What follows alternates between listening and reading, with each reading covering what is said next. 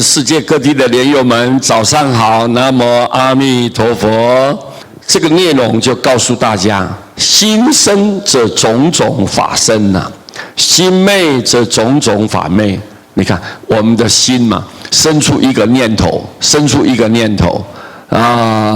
那我们外在的环境就随着你的心的念头呢，就起了一种波浪。过去啊，那个义林国师啊，他本来前世长得很丑嘛，结果后来供养的人呢，大家都是一律平等啊，很平等的这样对待每一位法师。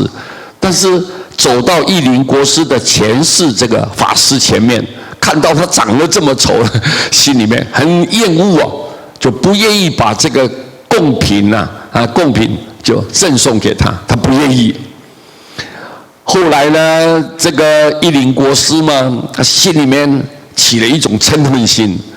他说：“为什么你们对我这种态度？”非常的生气，愤愤不平。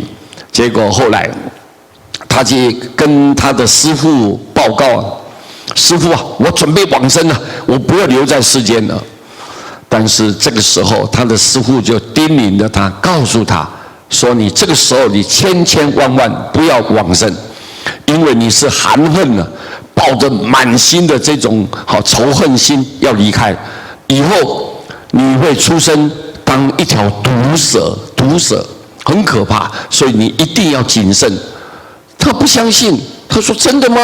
师父就告诉他了：“不然你到五官堂嘛，你平常用斋的地方下面呢有一块砖块，你坐的位置的底下一个砖块，你去坐，你去看看，把它掀开来，你看。”结果他跑去一看，原来有一条毒蛇在那里。是你死后以后，你被投胎，你的神识就出生在这条毒蛇。你毒蛇怎么样？你就会去咬死这个供养你的他没有办法很好好善待你的这一位信徒，你就会咬死他，那讲冤冤就相报了，多可怕！结果他说：“哦，原来这么可怕，那我怎么去改变呢？我的命运，我不要出生做毒蛇啊，我不要啊！”他说：“你一定要慈悲，要忏悔，好好的念佛，好好的念咒。”结果一念的这个悔悟忏悔，结果那一条蛇呢，不到几天就往生了。结果后来才知道，你看，心生则种种法生，心昧则种种法昧。你看一个念头可以影响到我们整个人生的道路，是好是坏，你是心存善念还是恶念来做决定。所以我们就知道了，心念会造作一切嘛，心念会造我们创造出外面的一切，好的坏的都是你的心念所创造出来的。一切的烦恼也是起于分别心。我们为什么有那么多烦恼？有分别心嘛，看到以后我们喜欢的、讨厌的，有的好的觉得是坏的一直这样子，我们脑筋里面这么一直在打转，不停的在滚动。各位，这就是分别心。我们一切的烦恼都起于分别心。这个分别心的根源呢，它的来源在哪里啊？它的源头在哪里啊？在于我们一念无明妄动。我们本来的心是不增加不减少的，是如不动的。但是我们无缘无故的一个无明嘛，不明白什么原因呢？不知道，就妄想，那个妄想就开始扰乱了，开始惊动了，开始起来了，给你扰动你，就好像一个湖水突然间丢下一块石头，嘣一下子，你看那个波纹就一层一层这样往外扩散。所以我们就因为有一个无明，不明白。不清楚、不了解，这种妄想就起来以后，就开始扰乱了。我们就应该要时时要善护自己当下的一念，所以我们好好的来保护我们这个善的念头要尽可能的以一种最大的诚心来保护你自己当下的一念。